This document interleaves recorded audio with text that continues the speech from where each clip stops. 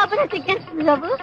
పురుషు అబ్బా పురుషు అమ్మా పురుషు ఇక్కడ చెప్పలేను బాబు. నాకు ఇందుకో డౌట్ గా ఉంది. ముందు జగన్మోహన్ రెడ్డిని ఈడ్చితంతే గాని ఆడ వెనకాల ఉన్న అనుచరులు మొత్తానికి సిగ్గొచ్చుద్ది. వాడు గుళ్ళో కొబ్బరికాయ కొడతవే రాదు జగన్మోహన్ రెడ్డికి. సీసాలు అవి కూడా వేసేసి నిందల పాలు చేయాలని రాష్ట్రాన్ని దృష్టత పరిపాలన చేస్తున్నాడు. మొత్తం కరుణాకర్ రెడ్డి అసలు అపవిత్రం అయిపోతుంది స్వామివారి. వాడు ఒక పెద్ద ఎదవ జగన్కి వాడు నా కొడుకులకి 5 సంవత్సరాలు దాసుకున్నారు అయినా చాలా బొమ్మరు నా కొడుకులకి. ముందు జగన్ ఈడ్చిడుస్తాను ఎడకి రమ్మను తొంతం. ఊహిస్తేనే భయంకరంగా ఉంది.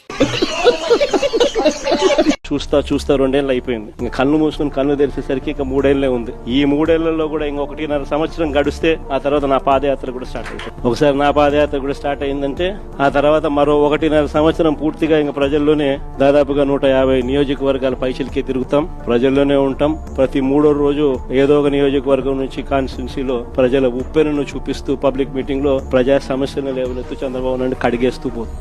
జగన్మోహన్ రెడ్డి గారు పాదయాత్ర చేస్తానని చెప్పినట్టున్నారు. ఎందుకంటే పాదయాత్ర అధికారం కోసమే కదా ఈ పాటలన్నీ. పోనీ అధికారం ఇస్తే ఏం చేశారు? పూర్తి మద్యపాన నిషేధం అని చెప్పిన జగన్మోహన్ రెడ్డి గారు మరి కల్తీ మద్యంతో ఓన్లీ క్యాష్ పద్ధతుల్లో మద్యం మాఫియా చేయలేదా? అధికారం ఇస్తే ఏం చేశారు? ఋషికొండ వేల సంవత్సరాల తరబడి నిలబడ్డ కొండ జగన్మోహన్ రెడ్డి గారి అధికారంలోకి రాగానే ఏమైంది? బోడిగుండయింది. ఏమొచ్చింది? కనీసం అధికారం ఇస్తే ప్రజల్లో ఎప్పుడైనా తిరిగారా? ప్రజలకు ఎప్పుడైనా కనిపించారా? కనీసం వాళ్ళ పార్టీ నాయకులు, ఎమ్మెల్యేలు, ఎంపీలకైనా అందుబాటులో ఉన్నారా? ఆఖరిన సిద్ధం సభలు పెట్టి కొన్ని నెలలు తిరిగారు తప్పితే అసలు జనాలలో ఎప్పుడైనా తిరిగారా జగన్మోహన్ రెడ్డి గారు? ఇప్పుడు పాదయాత్ర చేస్తారా? ఎవరిని మోసం చేద్దామని? ఎన్నిసార్లు మోసం చేద్దామని మనం చూసాం. ఏబ్రహాం లింకన్ గారు అన్నారు, to know the true nature of a man give him power. అంటే ఒక మనిషి నిజమైన నైజం తెలియాలంటే ఆయనకు అధికారం ఇచ్చి చూడండి అని అన్నాడు. మనం చూసాం పవర్ సూట్ అవ్వలేదు జగన్మోహన్ రెడ్డి గారికి. Power did not suit him.